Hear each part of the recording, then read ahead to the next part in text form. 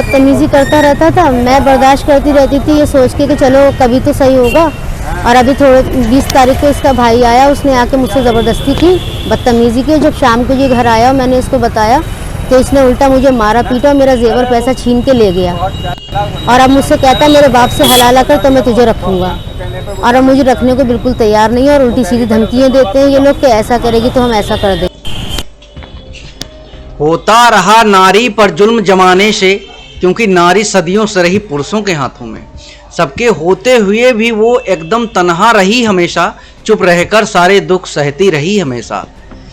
जब जी में आया जिसके उपभोग किया, लाकर सड़क पे फेंक दिया दुरुपयोग किया। ये कुछ पंक्तियां हैं एक कवि की, जो एक अबला स्त्री की दुश्वारियों को बताने के लिए काफी हैं। पहले देवर ने किया कुकर्म, तब पति ने दिया 3 तलाक, अब पिता से हलाला करने का दबाव।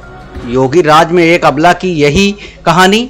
जी हाँ, यूपी में योगी जी का राज है, जहां 3 तलाक और हलाला पर पूर्णतया पाबंदी है। फिर भी यूपी के बरेली के इंग्लिशगंज की एक अबला को उसका पति तारिक अजहारी, जो कि बरेली के बहेड़ी का है, अपनी अय्यासियों को छिपाने के लिए मारता पीटता है।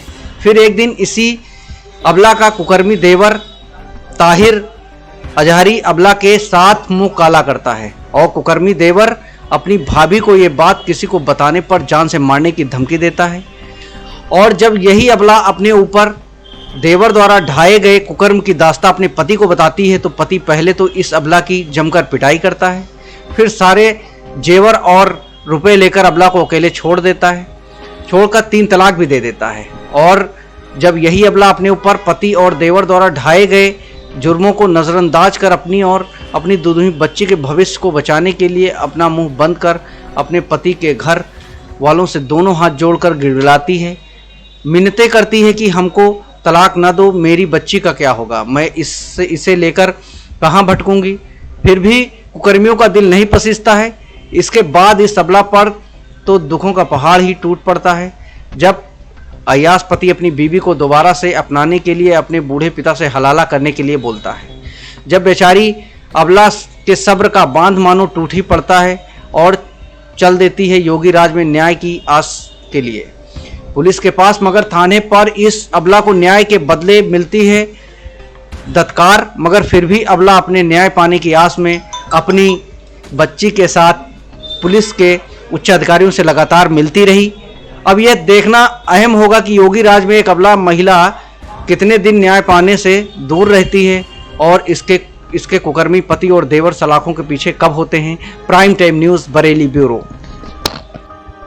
मैंने इसको बदतमीजी करता रहता था, मैं बर्दाश्त करती रहती थी, ये सोच के कि चलो कभी। और अब मुझसे कहता है मेरे बाप। क्या नाम है आपका? मेरा नाम है निशा खान। क्या मामला है आपका? मेरे शौहर मुझसे बदतमीजी करता रहता था, मैं बर्दाश्त करती रहती थी, ये सोच के कि चलो कभी तो सही होगा। और अभी थोड़े 20 तारीख को इसका भाई आया, उसने आके मुझसे ज़बरदस्ती की, बदतमीजी की। जब शाम को ये घर आया, मैंने इसको बताया तो इसने उल्टा मुझे मारा पीटा, मेरा जेवर पैसा छीन के ले गया। और अब मुझसे कहता है मेरे बाप से हलाला कर तो मैं तुझे रखूँगा। और अब मुझे रखने को बिल्कुल तैयार नहीं है और उल्टी सीधी धमकियाँ देते हैं ये लोग कि ऐसा करेगी तो हम ऐसा कर देंगे।